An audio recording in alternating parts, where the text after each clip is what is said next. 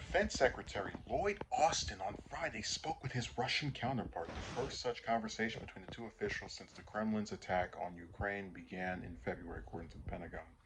Austin spoke with Russian Minister of Defense Sergei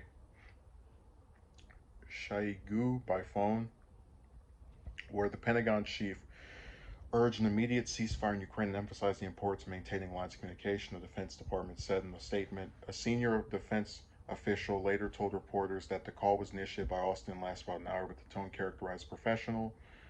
The two officials last spoke on February 18th, less than a week before Russia began its attack on Ukraine on February 24th. Since then, Pentagon officials have made consistent efforts to speak with Russian defense officials, but were repeatedly rebuffed. It was unclear what changed on the Russian side to engage in the call, but Austin hopes it will serve as a springboard for future conversations, according to the official. I won't speak for the Russians, but I think generally our takeaway was that the message was received with respect to keeping the lines open.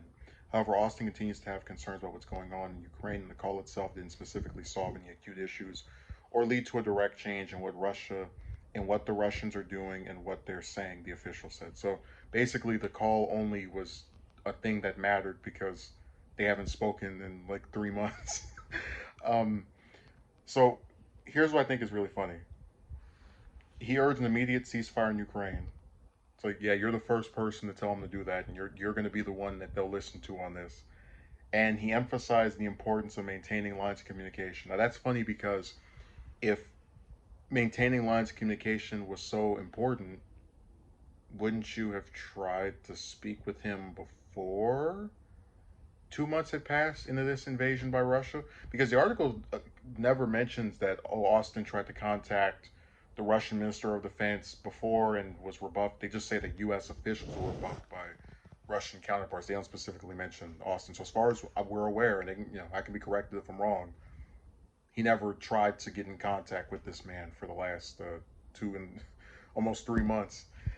Um, God, it's such a sad day when you have, because we've been over this before. The U.S. really killed itself with all when it when they started imposing all those sanctions, and not even just on Russian officials, but on actual Russian people. When you start going after innocent people in the country with sanctions and with just any of these other little policies that are determined to undermine individuals who had nothing to do with the decision making of their government, that's how you alienate the public of that particular region. And that's why there's really no support for the US or any of these other Western countries that are trying to grandstand over this conflict, to see a resolution that is articulated and modeled after what we claim we want, which is a ceasefire and some kind of rebuilding of the US and Russian relationship. Because we've already participated in destroying it. They go after a country that has nothing to do with us. We stick a bunch of sanctions on innocent people in Russia, and now we're surprised and they want to play our patty cake game. So I don't expect Austin to be the one that actually does anything that's worth the piss. Probably what's going to end up happening is Putin's going to keep this invasion going for another month, 2 months, 3 months, and the U.S. is going to try to find something else they can sanction off of. And he's probably not going to get out until he really thinks there's just no way to win this because of the combined forces against him.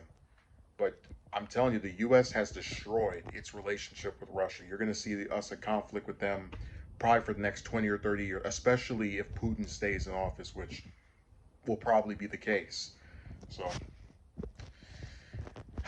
it's a phone call that matters only because of the significance that they haven't spoken since this started, but it's not going to change anything.